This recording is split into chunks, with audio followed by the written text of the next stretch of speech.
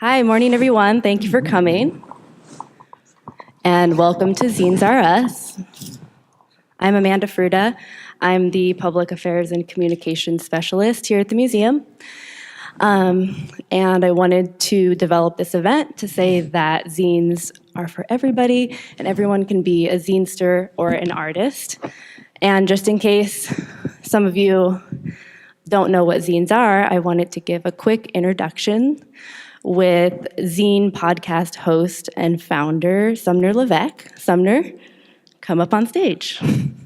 Thanks for coming. Hello. Hi, Sumner. Hey, Amanda. How you doing? Good. How you doing? Doing great. Oh, awesome. Hey, guys. So Sumner hosts a podcast, which is available on iTunes.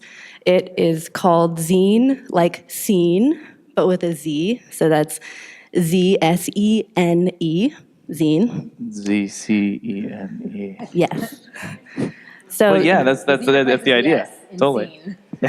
yeah, and he'll be here talking to artists, getting interest for if any of you want to be interviewed on his podcast. Please do. He'll be roaming around, so don't be afraid to talk to Sumner, taking sound bites, and you might show up on his next podcast. So just to let you know, here he is.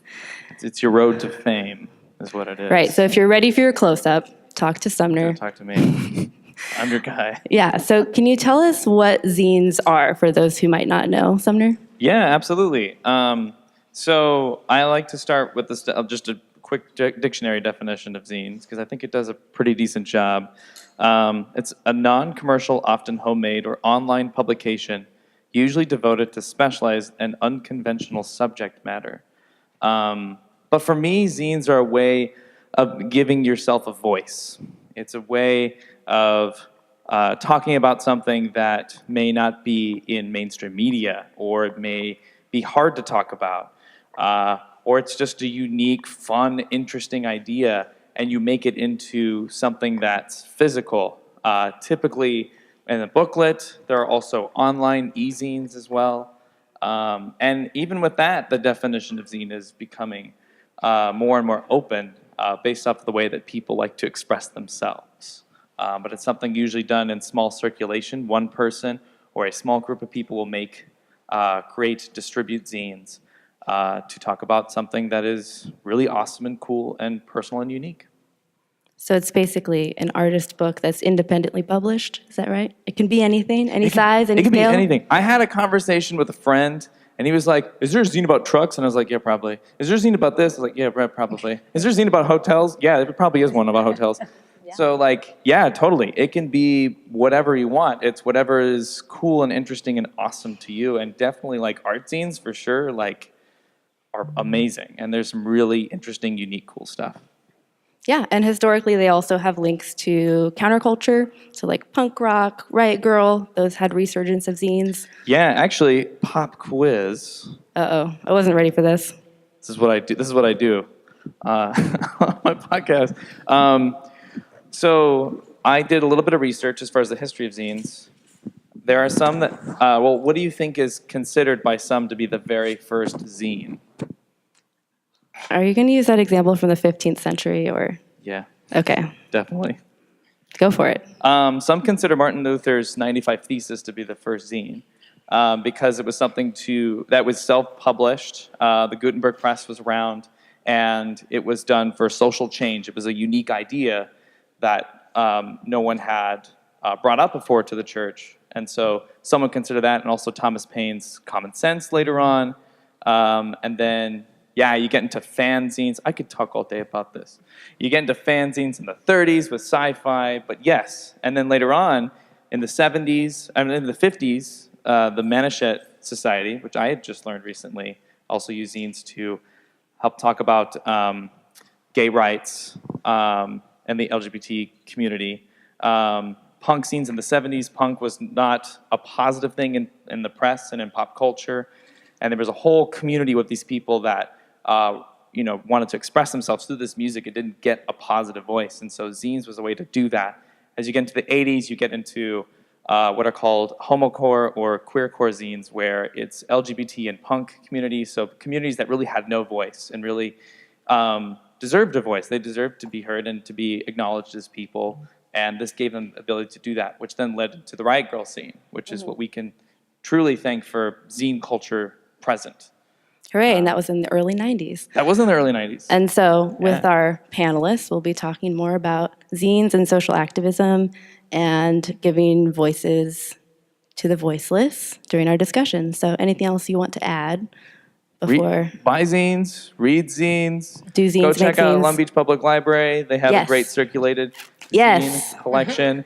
Anna and Sam are here from the Long Beach Public Library. They're showcasing the CNC printer for the first time, and they have made some stamps especially for the Zines Are Us event, which we appreciate. Thank you, guys.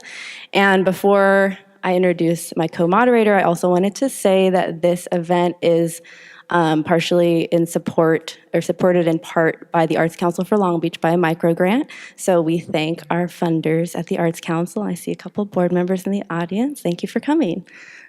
Okay, so without further ado, thank you, I'm Sumner. gonna go now. Thank you These guys for are cooler. the quick intro. And I wanted to introduce my co-moderator, Sara Bennett. It's over on my right, your left. Sara Bennett is an award-winning journalist who's been passionately covering Long Beach for over 10 years.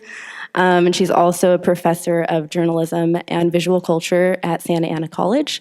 And she is a co-organizer of Long Beach Zine Fest, which is September 15th at the Expo Art Center in Bixby Knolls. If you didn't know, we have our very own Zine Fest, and it's thriving. 4 years.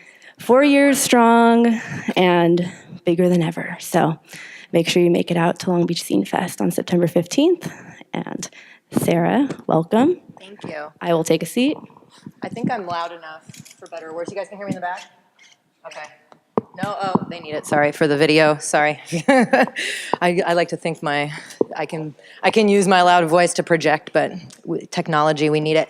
Okay, so we have a really wonderful lineup of zinesters, and I'd rather let them talk about themselves than me doing any of the introductions. And so I'd like for each of you to introduce yourself, and because we talked about such a wide range, zines can be anything. Think about utilizing the First Amendment, right? You can all independently publish. You all have freedom of speech and freedom of the press, and so being able to use that in any sort of context, whatever you want to do, is really a very freeing feeling and very open. So just to get an idea of some of the range of possibilities that are currently being utilized in zines, I just want each of you to kind of introduce yourself and then explain kind of what your zines are about and how do you physically make them, because we heard a little bit about the different ways that they can manifest. Sometimes they're chapbooks, sometimes they are perfect bound, sometimes they're actually hand stitched with dental floss or whatever.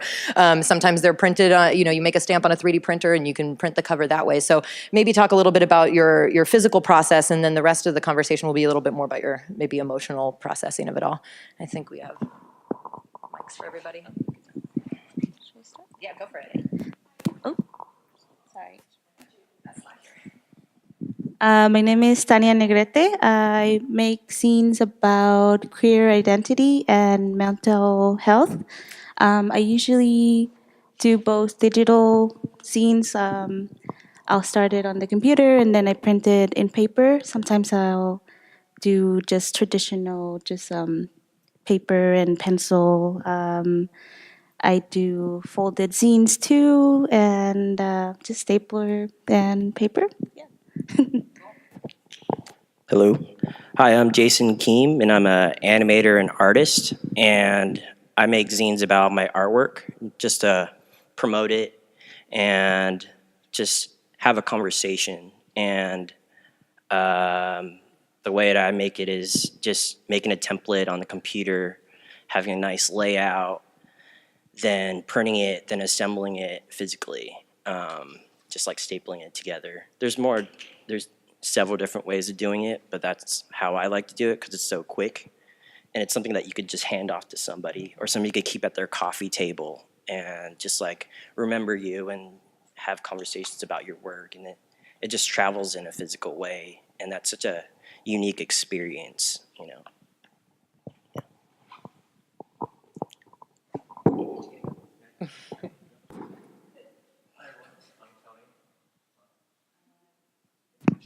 There it is. Hi, I'm Tony.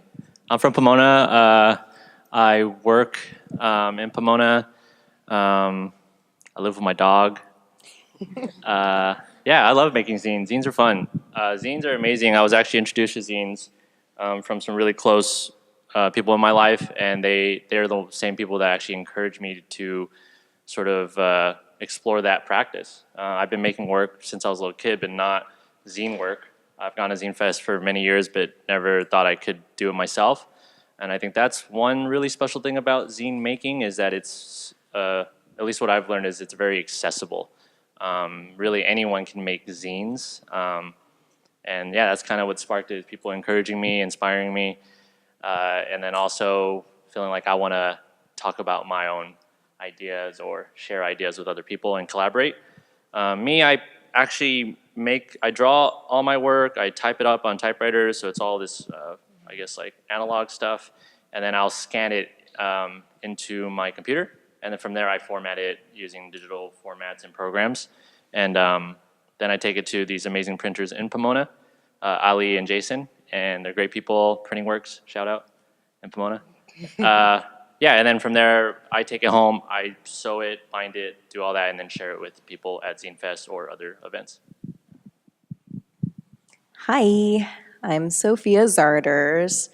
I'm an illustrator and comic artist and zinester from Long Beach, California. I also live with my dog, so yeah. Is that a thing? The first zine that I ever made was not stapled, and because I realized that my stapler was not big enough. Since then, I have bought a long enough stapler. And that's usually how I make my zines. Because I'm a comic artist, I usually draw everything out and scan it and format it in Photoshop and Illustrator and all that stuff. Yeah. Let's stay on you, Sophia, and maybe let's talk about how Tony kind of touched on his background of how he came to discover independent publishing and its possibilities. But how did you start making zines? Like, what was everyone's got that aha moment where they're like, oh crap, I can do this. So what was that for you? I got invited to table with a couple friends at the first Long Beach Zine Fest, and I didn't know anything about zines, but my friend Karina, who is amazing, she invited a bunch of us to table together and just like sell whatever we had, and I didn't have anything, so that's why I had a zine without staples. And I just kind of showed up and sold them for like, I want to say a quarter or like 50 cents.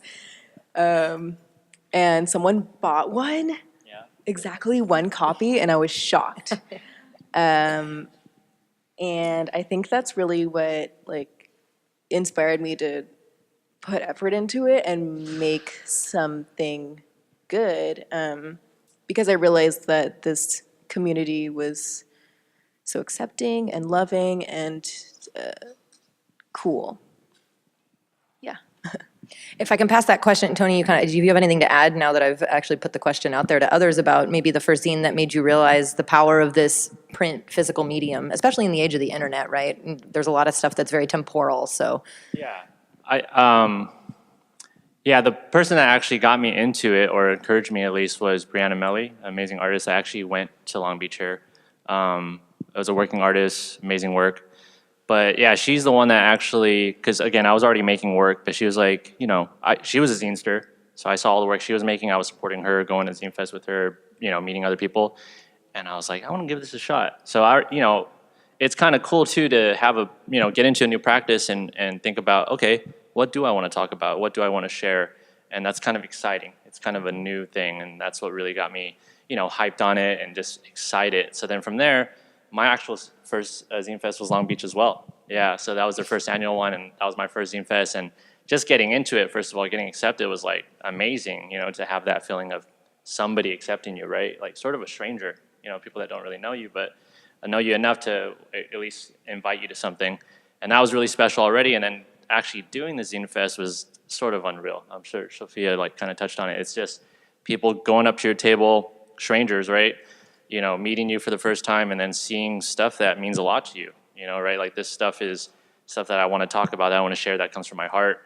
And for people to pick that up and read it, buy it, talk about it, be hyped on it too is unreal. It's an unreal feeling to have that sort of connection, that sort of, just like you said, acceptance is amazing. Yeah, and the zine community is awesome. So from there, I was like, man, I want to be a part of this. Even the people I was sitting by, right? Like I sat by Brianna, I met amazing other people from Long Beach, all these other people. And to have that, it's like sort of slowly became a family. So every time I go to Zine Fest now, it's like I see family, So it's kind of. And what about for you, Jason? Because you're a more traditional graphic artist. You work on computers and you do prints before you made zines. So how did you first discover zines and realize that it could be sort of an outlet for your art? I think honestly, like, it was, I think it was the momentum of making things. Like, I started from just making posters and posting them up, and I was so used to being on the computer and like sitting behind the screen and just like not talking to people. And a lot of what I like to do is just be in front of people and seeing their face, seeing their expressions. And there's something like very face-to-face with the zines. They could flip through them, you could touch it, you could feel the paper. It's just a beautiful thing. But basically so I started with making posters and then printing them at like Staples or Kinko's. And then I started hearing about zines, and like I was developing a good amount of artwork to produce and show. But you can't buy a painting all the time. You can't just buy a painting all the time, and your clientele is not, you can't afford just to buy one. You might as well just give them all of them in one zine and show them what's up, and just show your collection,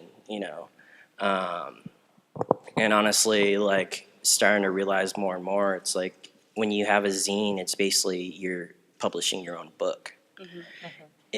You're just a big fan of something, or I see like gardening or skateboarding. And I just come from a big skateboarding background of like, all right, you get on your board, you figure out what trick you want to do or where you want to go, and you just do it.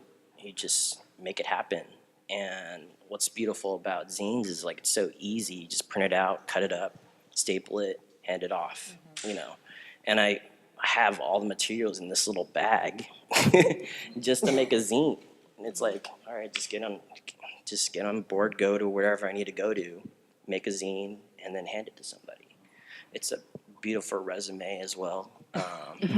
And yeah. Jason, your most recent zine that you exhibited at the Art Exchange, Yes. that was kind of documenting your powwow murals, is that right? I mean, that was kind of interesting I think it was in like, its own way. I think it was like kind of just like, I didn't know why I was making it completely, but it was like I just had to figure out while making it. Mm-hmm. And that's what's so beautiful about a zine too, is like you're discovering new ways of showing your work and like right. talking about things.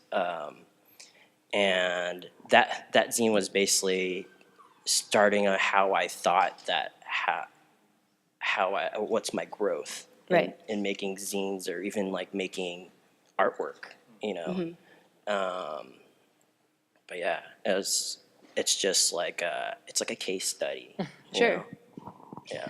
And Tanya, you grew up in Tijuana, but you came here for school. You're an alum, right, of Cal State. So at what point did you come across zines? At what point in your art education, did you come across zines? Did you notice it on the other side of the border, or did you find them when you were here? And what encouraged you to start making them for yourself? The first Zine Fest that I went to was actually the first Long Beach Zine Fest. Yeah. This is amazing. I didn't know any of this, by the way. This is not a plug for the Long Beach Zine Fest today. This is not our promotional opportunity. Yeah. Oh, that makes my heart so full. I swear I had no idea. Yeah. So cool. I had a friend that played music during that show, I think. Awesome. And so we came with friends, and that was kind of like my first big exposure to that kind of work. I kind of knew that zines were a thing from like growing up and just like art education, but it just made it seem so accessible. And then they had a Zine Fest here on campus one time, and that was the first time I participated and actually made work. And then from that, I started going to Zine Fest, but I wasn't tabling. I would just go and like meet people and exchange zines with people, and everyone was like very welcoming. So it just kind of made it seem like it was accessible to everyone, and I really liked that. So from there, I just started making more work and applying to Zine Fest, and now I do that. And so what was your art like before, like when you were enrolled here versus what you do now with zines? Well, I'm a graphic designer. That's another thing that kind of made me feel like maybe zines weren't a thing for me, maybe because a lot of artists are more formal artists or illustrators, and I don't really do that. My work is more commercial. But yeah, I've experimented, but also zines made me experiment with different techniques. Like I've done more drawing and experimented with typography, and it's just like a very free, like wide range of different techniques. I've also used collage and stuff like that. So yeah, it's pretty cool. And actually, a lot of your zines are about self-care. We ran into each other at the Tijuana Zine Fest a few weeks ago, and I didn't even know that she was from Long Beach. I just picked up her zines because they were all about self-care, and that's something we all need right now. But why did you make those kinds of zines? You say you do that you're commercially trained. You do commercial art, and so obviously this is something way more personal for you. So how do you approach tackling something like that? And why do you think it's important to address self-care with this medium? Well, I think just having awareness of mental health and mental health education is really important, because I think because I didn't have that access to that when I was growing up.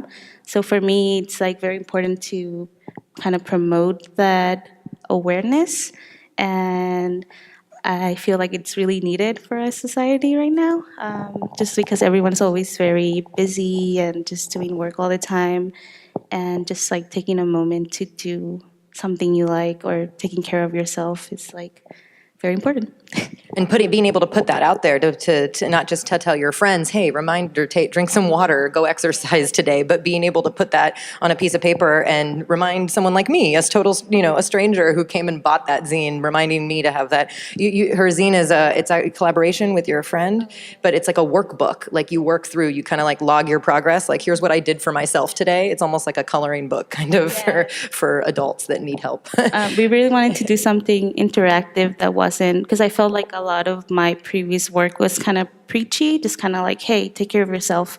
And some people don't like that. So I feel like if you are more aware of like, and then the same things don't work for everyone. So I think it's also like encouraging you to think what works for me, what makes me feel good, and what makes me feel better about my situation. And you kind of mentioned sort of the current political moment as an impetus for you addressing these things. And so I want to pass it on to Sophia, because I know you do a lot of political activism. How does that kind of connect? How does your political activism connect with your zines? How do you use zines to kind of tie in with that? Well, I think it first tied in as with my illustrative work.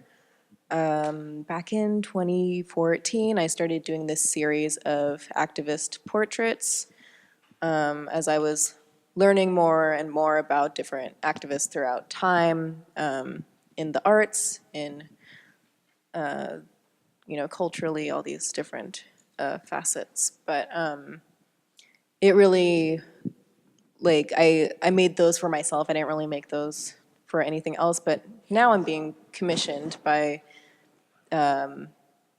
different magazines or by activist groups to make poster designs and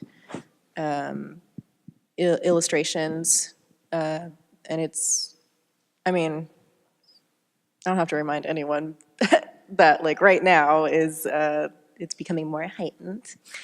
This is a safe space. You can say what you'd like. Yeah. Definitely. We need to talk openly about how zines are responding to this, so no need to, Yeah. you know, rough out the edges or Oh, anything yeah, on yeah. this, because the zine community is it is for the minority voices, you know, it Definitely, is to be able yeah. to speak up to these things, so feel free to speak Yeah. freely to that, you know? Yeah.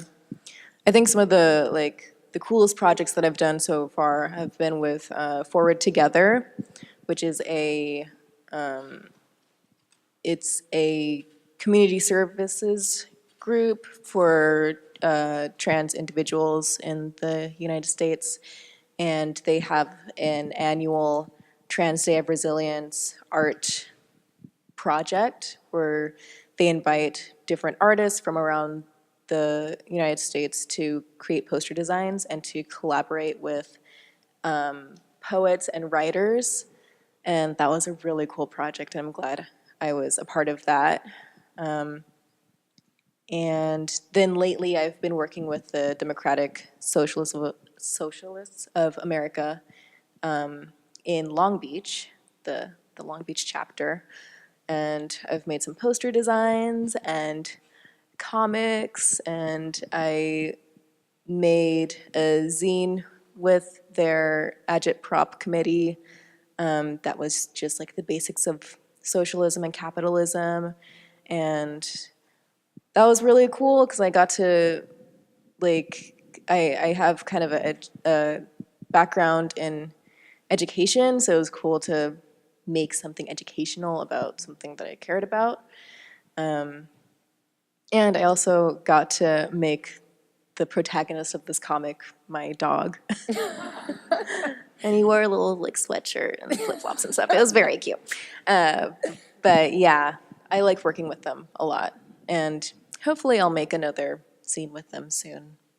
Well, and I saw both Tony and Jason nodding at this idea that the zines are able to respond to this political moment, that it's just a medium that's so poignantly poised to be able to do that. So maybe you can talk a little bit, Tony, start, and then Jason, about how you are using your art and using zines to maybe respond to politics or to incorporate that in some way, even if indirectly. Yeah, I can say that one of my very early zines, it's actually called Thank You for You, and it's stories of compassion. And I made that zine in a time where, myself, I feel like I'm the type of person that if I see something wrong or I see something that's just, not fair or someone that needs help, I'm there, right? It's not something that I even spend time thinking about. It's more of an instinct, and that's what I've always done in my life. But I know many other people like that in my life, and that do just these amazing things.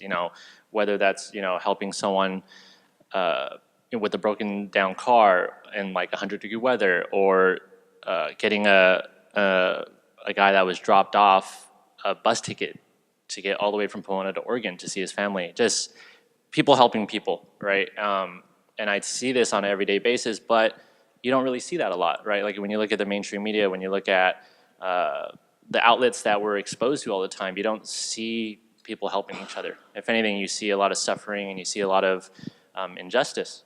And I wanted to sort of make something on my end and also collaborate with people that I care about, that I respect, and talk about compassion, talk about how these things are happening in our everyday lives, and it's just that we're not exposed to that. So what I did was I actually gave a handful of people, I'd probably say like 3 dozen people, a prompt, and I said, could you share a story about compassion, whether that's your own experience, someone that you know, or any idea about it, right? Like, what do you think about it? And the response was amazing. The response was unreal, and I would get stories that, obviously, when I was reading it, I was emotional, I was crying, right? And that was a really cool project because, you get all these different perspectives, right? And that's what's really cool about zines too, at least for me, is that I've made quite a few pieces now, or works, where, I have this big idea, and it can be overwhelming if you tackle it yourself. And all the respect if you feel like you can tackle it yourself. But I think what I'm realizing the older I'm getting is our community is here for us. Whatever kind of community it is, right? Whether it's your neighbors, your family, your zine community, right? Strangers. And some of those people have your back. And I think it's cool if you can reach out and ask for that help. And that's sort of how I translated this zine was, I'd ask these people for this response. They gave me a story. I used my typewriter, type it up, scanned it, drew like some kind of image that would relate to it or add some kind of image, whether it was photography or whatever, and made it, and then gave them all a copy, and then shared the zine, So that was an amazing experience because it really taught me a lot about how, again, all these things are happening all the time. And I think as, woke individuals, we can share this stuff. If you feel passionate about something that you want to share it. And that's what's really cool about zines in general is that you can do this, right?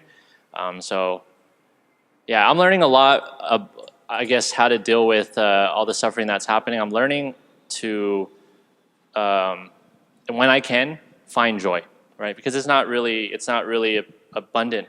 There's a lot more stuff going on there's just so much suffering. So it's hard to, I feel guilty sometimes if I'm happy. You know what I mean? And so I think what I'm learning to do is when there are times when joy is there, recognize it, right? Like at least that's what I'm doing, and that's been really helpful for me to have a better balance. It's really painful if you just let all this pain come to you and not have the other side of it. You know what I mean? So I think that's what I'm trying to do: live my life in a peaceful way, be an activist, be someone that fights for people that don't have a voice, that that don't have, like the privilege to live in a certain way, So That's actually a really good transition to Jason, because you've told me that you didn't even really realize why you were making some of the art that you were making. Could you want to stand up and show like your back patch, because it shows the dog, right? Yeah. Which does So these are some of the posters that were kind of up all over town. Sorry, it's like a little kind of cartoon dog. Here, sorry, I didn't realize you brought something The brand of Jason is this dog that people recognize with his work. So sometimes you'll see these around Long Beach. Maybe you've seen them before. Or the little blue dog that's sitting, you'll see a lot. And he actually did an animation, if you saw on Instagram, for our zine event with his dog scratching like itself with scratching zines itself. popping out. So that was great. Thank you it's for just doing that. That particularly mostly just like, it's like scratching your head and you're just thinking and you're just like, what's going on? Like, it's like a cartoon, like figuring out like what's going on here? Like, what am I doing? Like, I have this anxiety of like, what's going, all this information, there's so much information available, and there's so much, I would say not completely focused, like as I'm talking right now. But it's like, you just have to, like, a lot of the zines that I make is about positivity and creating some momentum for yourself in your life. And as you flip through the pages and print things out and staple, this whole procedure of, it's all just like coping with something, or just having a positive effect, like I'm doing something, I'm printing out these zines, I'm stapling them together, I'm handing it off to somebody, hopefully they share it with somebody else, Yeah, I think the amazing thing too with the zine community and with zine makers is it's very hands-on. Totally. And it allows us this space for considering our joy and our suffering, right? And it allows us to share all our vulnerabilities, but give positive examples of masculinity and other ways, we can be activists and we can be connected to the community. Yeah. So that being said, I'm very interested, and the UAM is very interested, in equal representation in the society at large, but also in the art world. And being that systematic oppression is inherent in our society, I was just wondering what your guys' thoughts were on expressing narratives that are outside of the mainstream, and how do we create systems that subvert these mainstream systems that feel like they might be holding us down or imposing suffering on us. And how do you feel like your work kind of expresses that and deals with those issues? Anyone? Well, I would say just like, I come from such a DIY background, like just to make stuff, just make it. And if you make it, they will come. It's like Right. literally like that. Like if you produce something Empowering yourself by making. and you're empowering yourself, yeah. It's like literally like, I want to make a book about dogs. I want to see like a bunch of dogs or like cat memes, something really ridiculous. And I want to make people laugh. It's like whenever you're sad, just pick up this zine and just laugh and just have a good time and just share it with your family. Or even if you just went on a trip, literally just take all your Facebook photos, staple it up, and then you got a zine. You don't have to go through. I feel like old school, like your aunt will come in, oh, we got this projector, got this slide. And you're just like, oh my gosh, could I just flip through it and be done? You know? So, Subverting your hand. yeah, and like, or just take your Instagram, just staple it together and just hand it off, you know? Like, it's such a quick response. And that's what's so beautiful about it. And like Kinko's, 24 hours, staple it together. Those guys hate me, but I don't care. Yeah, I'm like, excuse me, could you fix the printer? I need to print the zine out. Important business here. So yeah, so but yeah. creating joy and Yeah, and it's- making those narratives at the forefront. That's one way to deal with it. Yeah. To like be positive. Yeah, I think just scenes give us an opportunity to see ourselves represented. Like, I guess I don't see a lot of Latinx artists publishing their work in very mainstream places, and whereas like, especially Latinx queer people are kind of underrepresented. So, just seeing just like for me, it's kind of like I want to see that, so I will put that out there. And then I feel like people that want to see that will be like, oh, okay, yeah, I've always wanted to see this. So there's always going to be some kind of public for whatever you are interested in. I feel like, yeah. Yeah, thank you. Sophia, do you have something to say? Yeah. I mean, I come from the like comics and art world, so of course there's a lot of problems there. But with my own personal art and a lot of my self-portraits, I like to make fun of those systems that will oppress me, and I mean, specifically, like I've always wanted to be in the entertainment industry, and when the whole like Me Too movement happened and Time's Up, I made this huge self-portrait of like me as the devil with like various TV and movie executives burning up in flames. But using art and zines as like almost like a therapeutic way of like working through anger and these oppressive systems and these very like deep-rooted feelings of, you know, not being accepted, and also realizing that I'll probably never get the same opportunities as other people. And same goes for comics, same goes for the art world, same goes with all of these different industries in the arts. And it's always rooted in money. It's always rooted in power. And I have a zine series called Flossie Dicky, and it's not going on now, it's discontinued, but it was all poems and writings, and that was another way for me to really work through a lot of those feelings, you know, especially as a art student. But yeah, I like the idea of using art to like explore compassion. But personally, I've always gone maybe the lower route of like, I'm gonna just explore my anger, and I'm gonna explore this like this confusion and just work it all out now.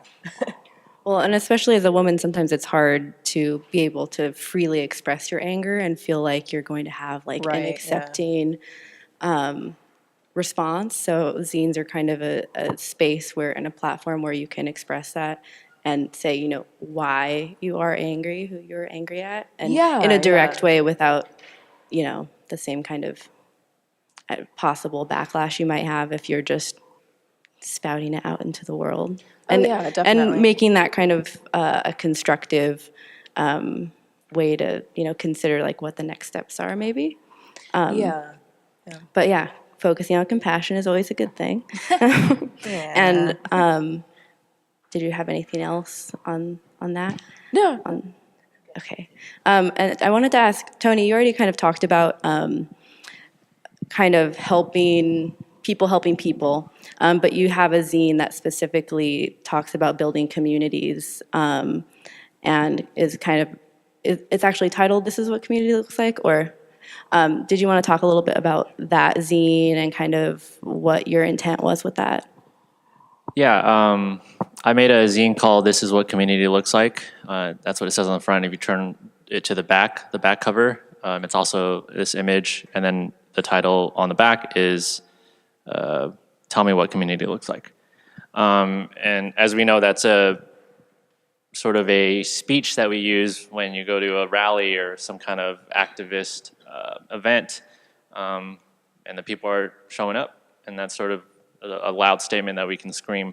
But what it means to me is, so I actually made that zine in February of 2017, so right after the election. And obviously, I was frustrated, I was angry, I was confused. It was a lot, just like a lot of people. And I wanted to do something with that. I didn't know what that was gonna be. I was actively making zines, but I didn't actually think of the zine practice to translate that. I was just thinking of, you know, my own life, right? I was just thinking, how do I do this in my own life? How do I find this balance? How do I recognize this anger, understand it, you know, all this, right? And also, how do I protect my family? How do I protect the people I care about that are in danger because of this, right? So actually, LA Zine Fest approached me in January, and they said, hey, we're putting our Zine Fest on later this year. We wanted to ask you if you wanted to make a zine for the Zine Fest. And it was amazing. It was amazing timing because I was already thinking about this idea, and I was like, it was like a connection right there. I was like, oh, I can make this into a zine. That'd be awesome. And so I did. With their help, they helped fund it, and it was actually one of my most, I guess it was the biggest production I've ever done for a zine. So it was actually a book. It was a lot of pages, more pages than I've ever done. And it was really fun and exciting. And I think Sophia kind of touched on this. I think what zines have the power to do is it's therapy for the people that pick it up, that take it home, but it's also therapy for the artists themselves, right? And so that, even making that zine, I was surprised because as I'm putting the pages together, as I'm talking about things I want to see in the community, turning our sidewalk grass into gardens, having people grow their own food, having people collectively save the bees by having a beehive in your backyard, all kinds of stuff that I want to see in my community. I want to see less liquor stores and fast food joints in Pomona. I want to see more community centers. I want to see places where people can join together and actively communicate and be with each other and stuff like that, right? So these are all ideas that I wanted to explore, and that community zine was amazing because I was able to do that. And I also, just like I've done with many of my zines, collaborate with people that I respect, that I admire. So I asked people, what does community mean to you? And that was it. I left it at that. However many pages they wanted to send me, whatever sentence they wanted to send me, whatever image they wanted to send me, I was open to that. And if they did, I put it in the zine. So yeah, that zine it was really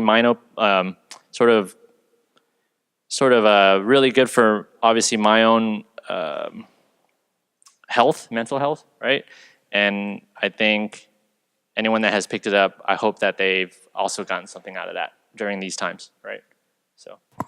Yeah, that's really amazing that you kind of did a crowdsourced call and response to really examine what your goals are not just with your art, but what you want to see in the community. So that's a good kind of transition to a wrap-up question here, which is, what do you hope to see in the future, like for the fight for equal representation, for building healthier communities? What do you hope to see in relation to your zine making, but also, in your larger artistic practices? What are your goals moving forward for healthy communities?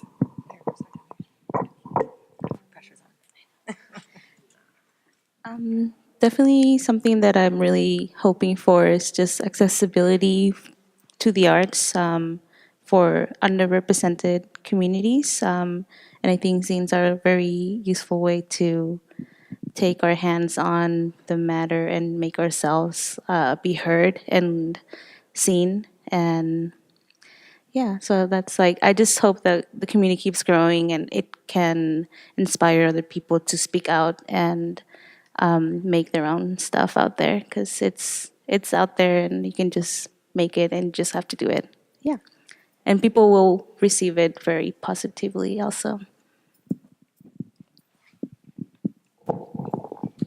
I would say I just would like to see more people make zines, like in fun ways, or even just like, I wonder what my mom would make a zine about. I wonder what my dad would make a zine about. Like, there's some, like, these posters, like I went to print them somewhere and just showed somebody. Like, it's literally like that. Or if you have a printer at home, just print it out, staple it together.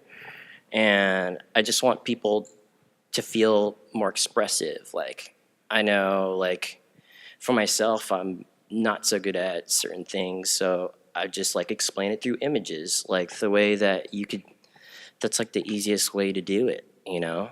I just would like to see people do that. Like whatever they're into, whatever practice they're into, and just to show the excitement you have for it, or the anger you have for it, or like the sadness you have for it. Just capture and give it to somebody and have your own perspective, and that itself is very empowering, you know. Print as many as you want, or print one, whatever. I just want to see more zines and people feeling that they can express themselves and not feel limited by anything, you know. But yeah.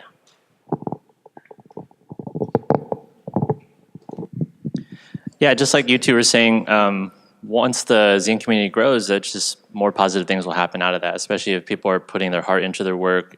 It's genuine, it means a lot to them. I feel like more and more people are connect to that, and maybe we inspire people too to share your voice. I think what I want to see, not just for the zine community, but for my community, for, I don't know, this nation, for the world, is I think as long as we share our stories that mean a lot to us, someone's going to be able to relate to that. Someone's going to receive that in whatever way it's going to be. But I think that's positive. I think if we can share our stories, we can get to know each other more, right?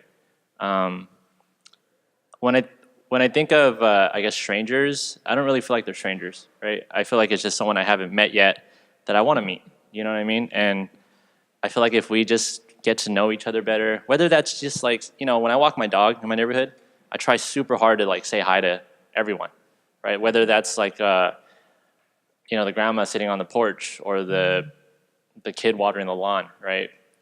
Try to say hi to your neighbors. I feel like that makes a difference. I feel like if we're building our community, even on a local sort of scale, I feel like that can expand. And I feel like, yeah, that's when the world will be a little bit better, is when we can all relate to each other, but also understand each other.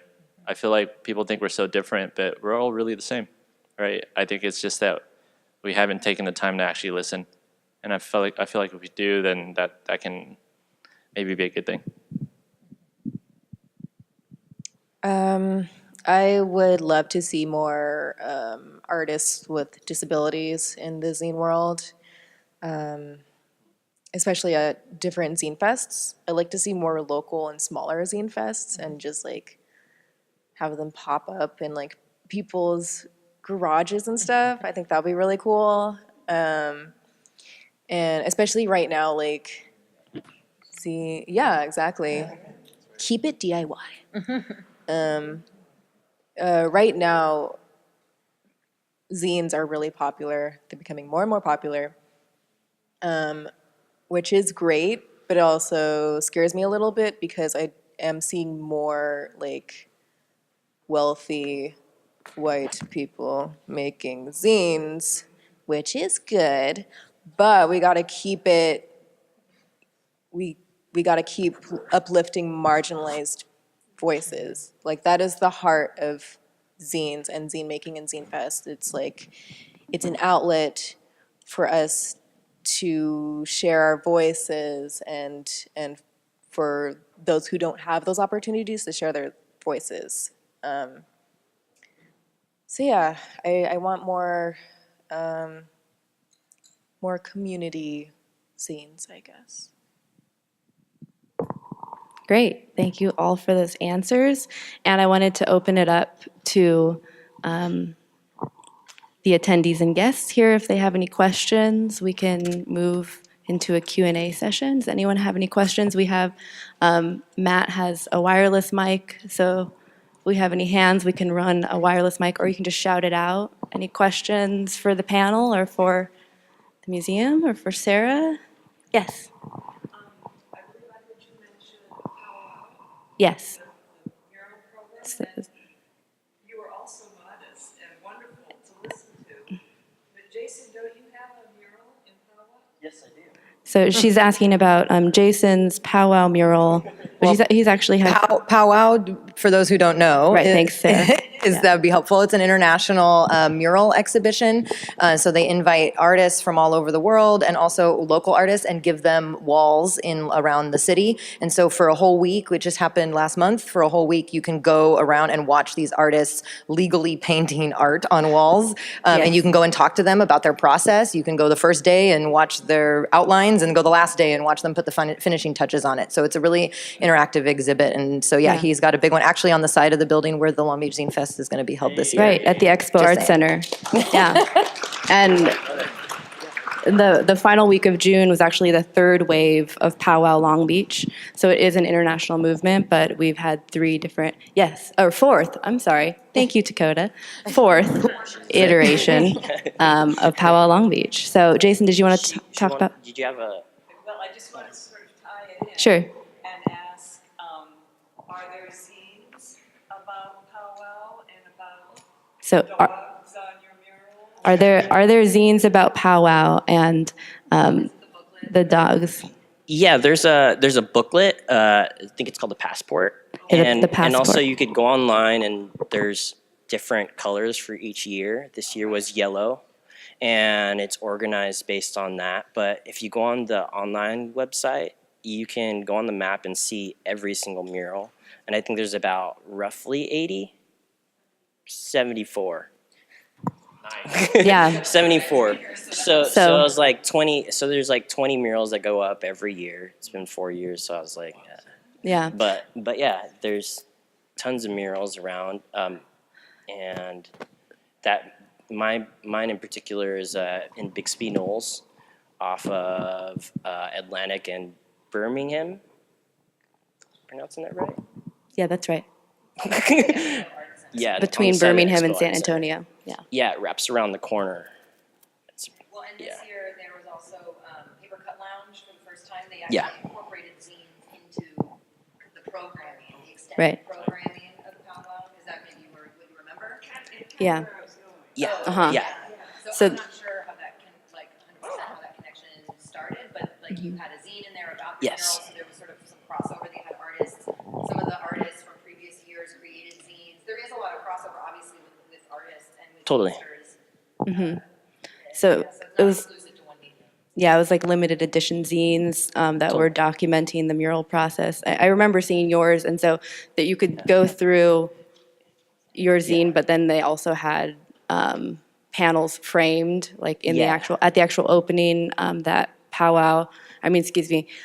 Paper Cut Lounge put together at the Art Exchange. And then they had these huge format zines that were like giant prints like that took up a whole table, so you could see different examples of different artists that were involved in powwow that did these kind of limited edition prints that were like zines that were, that stood like this high, that were massive. So that was kind of an interesting experience too. Yeah, I think. And they had zine making stations there too at the Yes, they opening. do. With stamps. They had That's like great. stamps and. Yeah. Most of those zines are basically archives of all the paintings or drawings that people have. For me, it was just like talking about the progression to powwow specifically, and it was just my self exploration of what led me there and the murals that I've created previously. Yeah, and that's some of the really interesting things about, especially you four all have very different backgrounds, and you've kind of come to zines in different ways at different points of your creative trajectories. Like you came to zines later after doing animation and then murals, Jason, and then you have a printmaking background. Is that right, Tony? Yeah, traditional art. Traditional arts and printmaking, and then Sophia's illustration. She's working on a great children's book right now too. That if you wanted to talk about that, but you can talk to us afterwards too. And then Tanya's a graphic designer, and she became a zinester. So there's a lot of different ways you can come into zine making and feel empowered. And it doesn't have to even be your primary mode of practice, but it still offers opportunities for sharing and production. So, any other questions? Yes. How does a zine cross over into a published book? Where's that? Do you have a publisher? So yeah, Is someone else paying for it for you? Did you get in advance? That's the. You had a commission, so did that end up? Well, it was more so because. Yeah, so the question that's is, super interesting. 'Cause when does a zine become a published book? Because that was the So question. for mine, it was actually a project I was already going to do. They just wanted me to print more of it so that they could share it in the fest. So I actually let them, they kept half, and they sell it and make their own money to help the Zine Fest keep thriving. And then I kept my half to obviously pay for the cost of labor and time and all that stuff, and also give it to the people that shared it. So it wasn't anything like a book deal is like they pay you. And then But this does bring up an I didn't interesting. get paid at all. This does bring up an interesting question because it's something that Amanda and I talked about in prepping for this. But like Kanye has a zine, and Taylor Swift put out a zine to try and like reclaim her reputation because her Right. latest album is all about how the media has treated her. So, I mean, technically, she does not have the avenues to the mainstream media that is actually, creating her. They are creating her narrative for her. So it's interesting. Where is this gray area? Like, yeah, obviously she has tons of money and she has the ears of the world, so she is a privileged person in that sense.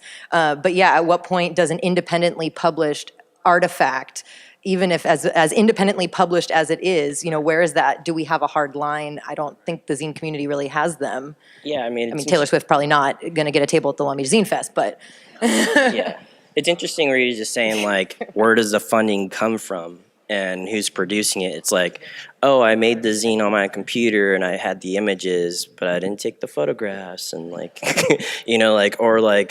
I pay. I think ultimately, like, making it yourself is probably making it a zine. Like, I invested the money and the time to produce this, and I'm handing them out and distributing it, In terms of what Powwow did with Papercut, I designed everything. They gave me a template, like a layout, and, like, I just placed my images in words, and they produced it, and they're distributing it. So where does that play? Because it's like you have a distribution doing that, and I do get paid sort of for it, for my design work.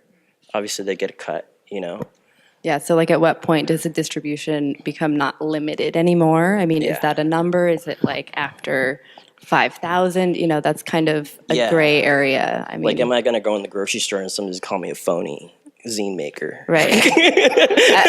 At what point have you sold out, right? Yeah. Yeah. So, okay.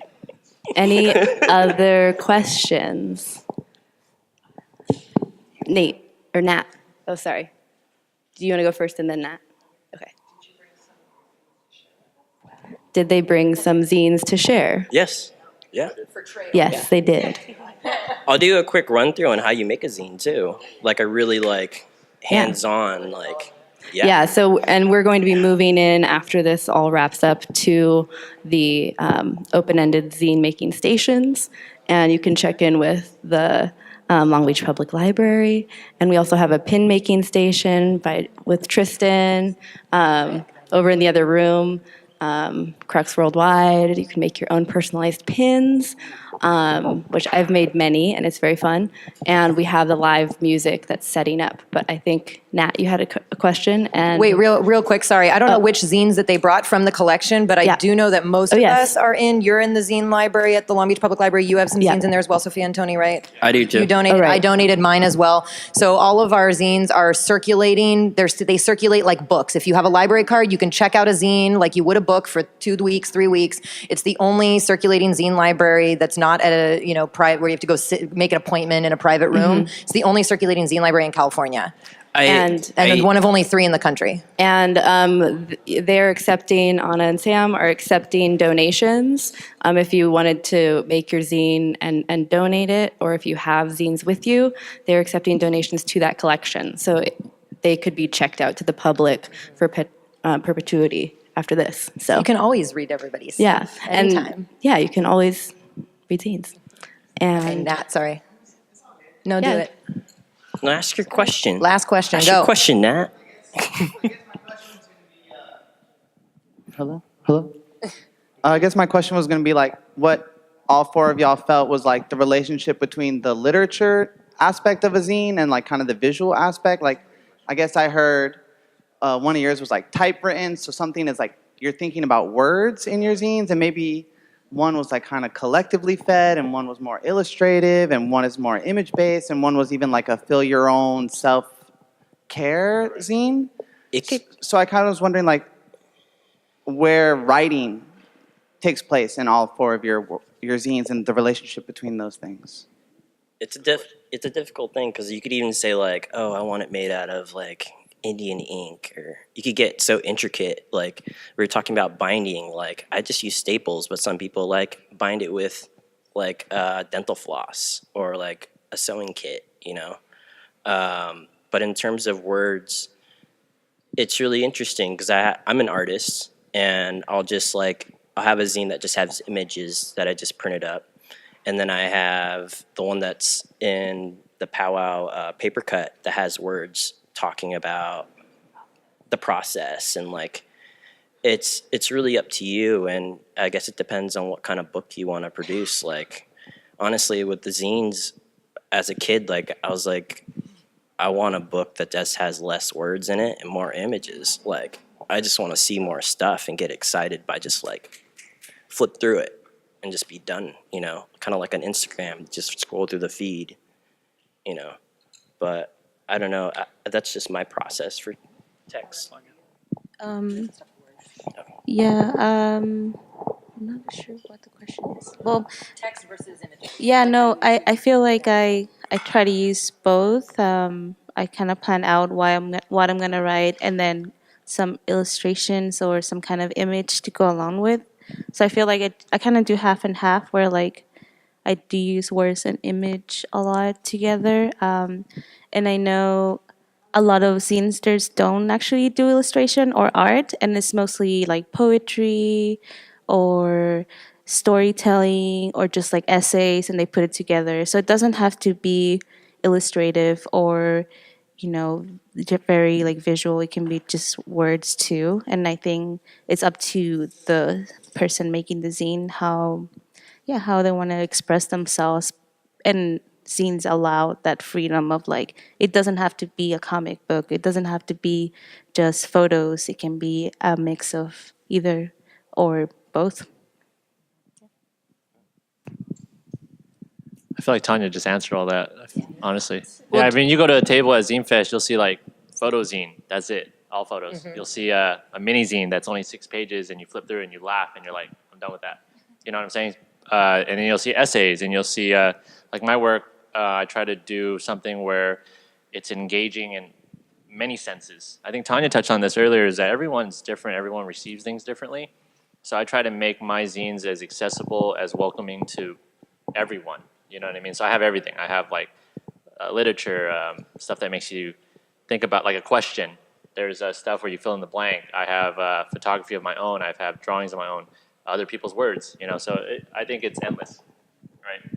Yeah, I mean, just walk through a library and look at all the books and look at different genres, and you decide, do you want a directional? Do I want to learn how to build a fence, and that has writing in it and pictures, and then you just go on. Something that I've been working on recently more is trying to make bilingual zines, because I feel like there's not a lot of Spanish zines, and it'd be cool to see other people do other languages, but also seeing them in English so they're accessible to both, like, yeah, audiences. Yeah.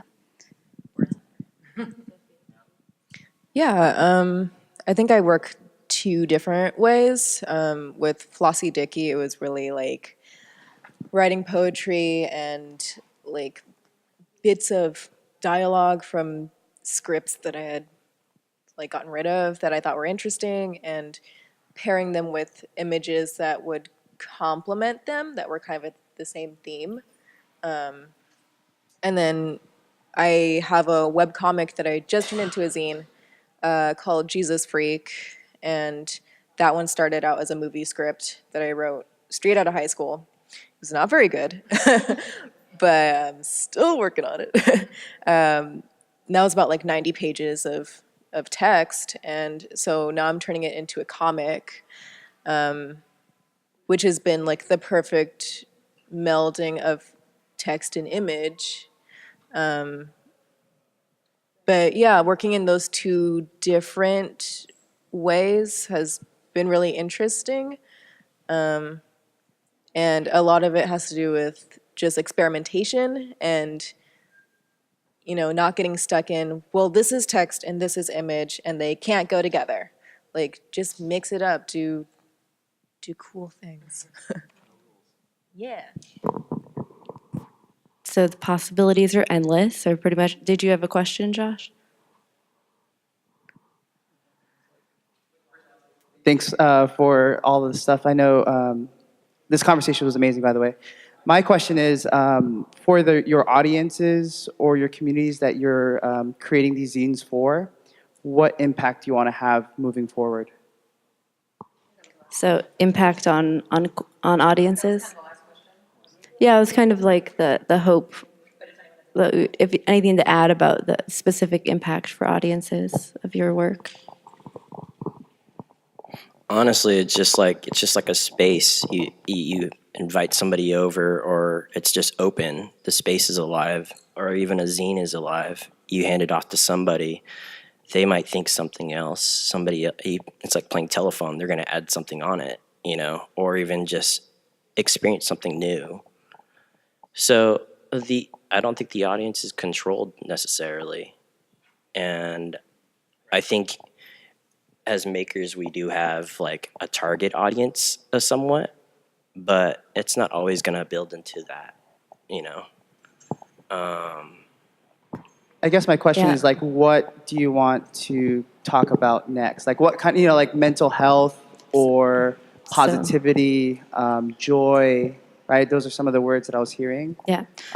So what's next, basically? Yeah, like what's next? And like what? Sophia's working on a really interesting children's Yeah. book that I think fits well as an answer for this question. Yeah, I think previously my audience had just been myself, but recently I've been dabbling more with children's illustration and children's literature, and I collaborated with another illustrator who went to Cal State Long Beach. We were both students. We made a collaborative zine that was about youth activists, and it was a zine about activism for kids, which I hadn't seen before really at other zine fests, and I wanted to make something to inspire kids and to empower them and to show, like, you know, at any age you can empower your community. And then right now I'm working on a children's book that is about the child detention centers along the border. And that one is going to be, it's aimed for kids who don't know what's going on and who aren't like familiar with immigration at all, that have never questioned anything because they're children. And so they see, they see stuff on TV of children in cages and they don't know what's going on. So I wanted to make a book that talked about something so difficult and so raw, to help them better understand what was going on. So that's definitely been difficult, and I've never made anything for kids before. So that's kind of where I'm headed right now. Even though that's a difficult topic, those illustrations are really beautiful, and you Thank find a you. way for it to be educational and hopeful, even though it's like the most dire of situations. So Yeah. And I mean, even like, I feel so powerless with all of that and with so many other topics that I can't even imagine what it's like being a child right now or growing up in this state of the world right now. Like, there just needs to be even like a little book or a little something to help like contextualize things going on. yeah, and it's another example of zines building understanding. And I think everyone has their different highs and lows and their different focuses in their practice and in their work, different themes that they work with. But there are also kind of specific issues and causes that we take up. And zines are great for taking a stance and taking action on that. So any other final questions? Last call for questions. Yes, Bodek. Oh, okay, Bodek. I guess I have a follow-up question to what Nat asked earlier in terms of applying literature into the work and thinking about your target audience, and how you're going to affect them. So in terms of creating the zines, the inspiration behind it, do you when you guys are into creative mode, do you have an idea? Oh, I'm going to create a book for this specific audience, or does it start with, hey, you know what, I'm going to wake up early tomorrow and then work on what I like? So I guess my question is what is the fine line between creating a zine for an audience and creating a zine that's specifically important to you? So where the artist communicates with the audience, is there like, is there like a certain range of audience you're trying to reach out to, or you're just creating a zine for yourself and hopefully people radiate towards that? Can I answer that? I can answer that real quick. I don't have a target audience. I don't go into my creative process with that in mind. I think I go into my creative process, which is going to my studio, making time for myself to make work, and then sitting with it. I think I mentioned earlier about like trying to be genuine, authentic, and I think that has everything to do with trying to express what you're passionate about and then seeing where it goes. I think you touched on this earlier, where your creative process, some of the stuff that we work on, it changes, right? Like things will change, ideas will change as you're making the work, and you learn a lot. While I'm making something or I'm typing something up or I'm drawing something, I think of something else, and it compounds and it compounds and it compounds until you get this thing that, for me at least, surprises me. I feel like a lot of the times when I make these zines, I go in with this idea like, yeah, I want to share this, but you're also exploring. It's therapy. There's so much to it. So yeah, I try to not even think about who's going to pick up my zine. I try to think about more, what do I want to share, and yeah, just go from there. Right, that's my starting point. I think the zines for me too, like, it's my way of producing, I guess, a vision board for myself. Like, the way you have a stack of these books and you want to make sure that you're on the right path, and you kind of archive everything that you make that seems like cohesive. And with everything, you just want to be more cohesive about your thoughts and expressing yourself and communicating. And that with those zines, it's just a sketchbook. just a sketch of ideas and conversations, and a lot of it is figuring it out, but also you're cohesively putting things together and grouping. And I think that's kind of how I treat it. It's just like filing my thoughts in a certain space, you know, and I could revisit it at any time, you know, and talk about that point of history. Like, I made this zine when I was like 16. I was really into skateboarding, you know, and then this zine was when I was riding the bus and I was doing doodles, you know. This is when me and my mom cooked all this food. You know, it's just like it could get really, it could be about anything, and sometimes it doesn't need to have a thought process. It's like I just have to make it. There's several motives to making books. There's several motives to making zines. There's several motives to producing something in a newspaper. Or who's to say, like, this is a time-sensitive information. This is talking about, like, 10 years of information, you know. You think about other magazines that are produced bi-monthly, annually, and based on the information that's relevant, you know, or talking about that piece for that time, you know. There's so many aspects to look at it. Yeah. And you kind of bring up an interesting point that I think about a lot when I'm thinking about zines is the intimacy of the practice of making zines is very similar, especially if you're making zines for yourself, to kind of journaling. So Totally. like organizing your thoughts, making your thoughts cohesive, like it's almost like a preemptive step to making a larger project, or it's, you know, it's part of that trajectory in a lot of cases. I mean, so maybe the line between making a zine for yourself and making it for audiences is just that the choice you make to put it out on your table, right?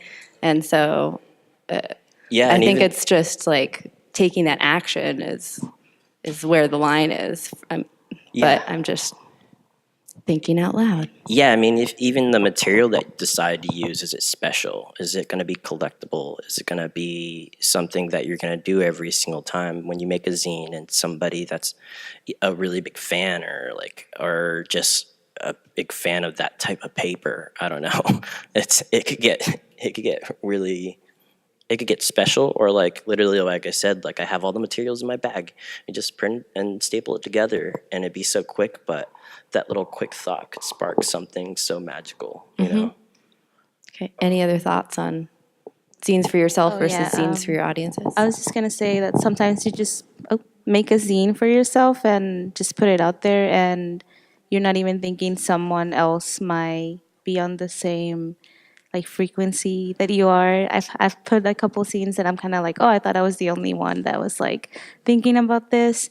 But then also I've made scenes that I've consciously made to be like educating people about certain things that I am interested in that maybe are not as accessible, or they're kind of difficult topics. So it kind of depends on what you're making and what you want to put out there. At least for me, and sometimes when I'm doing the zine, I think about who's going to read this and how I would approach this person without being like condescending or preachy. But also sometimes I just do something that I want to see and hope other people want to see too. And yeah, it's a little bit of both. Depends on the work too. Okay, if we have no more questions, I'm just going to give the panelists an opportunity to say where people can reach you or where to follow you on social media really quick. And of course, they'll be here, but just for posterity. Get it? Yeah. Where can they at you? What's your at? Hi. My Instagram and Twitter is at Sophia Zarders. That is SOPHIAZARDERS. And my website is sophiazarders.com. And I'm pretty sure if you just like Google my name, all the stuff will come up, and it's easy that way. The very unique name. Yeah. Yeah. Honestly, just come over to Pomona. Let's hang out, slackline, play basketball. I don't know, jam out. Yeah. All right. Doing a zine. They have a zine area this year. Oh, nice. Viva Pomona, your fest. Oh yeah. Yeah. My homie Renee Contreras puts Viva Pomona on. If you guys have never been to Viva Pomona, it's a music festival that gets done in downtown Pomona. It's amazing because it's grassroots. It's literally just giving a voice to people that don't have a voice or that don't get the same exposure that other bands get or people or whatever. Come to Viva Pomona. It's mad cheap. Crazy good bands from all over the world, right? A lot of like Latin American bands, a lot of just bands from all these other places. So yeah, check it out. Shout out Renee. I feel like I'm leaving a voice message. Hi, you reached Jason Keene. You can go on my website, jasonkeem.com. JASONKEAM.com. And Instagram, Jason_Keem. And I'm doing Zine Fest. And I have a show coming up next weekend at Think Tank. Anybody's welcome to come. I'd suggest you go early because it might get crazy.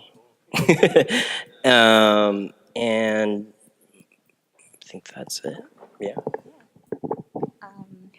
Yeah, my Instagram name right now it's Ramona Lisas, RAMONALISAS at the end, and I'm gonna be at the OC Zine Fest in August, so that's in Anaheim. That's gonna be really fun.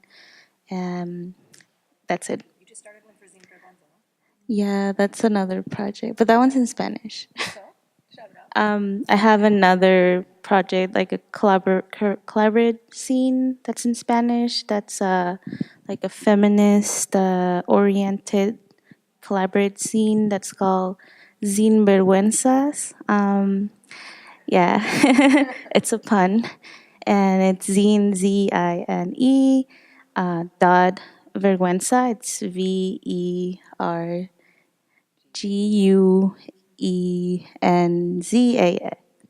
There you go. Or if you go to my Instagram, you'll find it there too. Yeah, that's it. And I'll have copies of that at the OC Scene Fest too.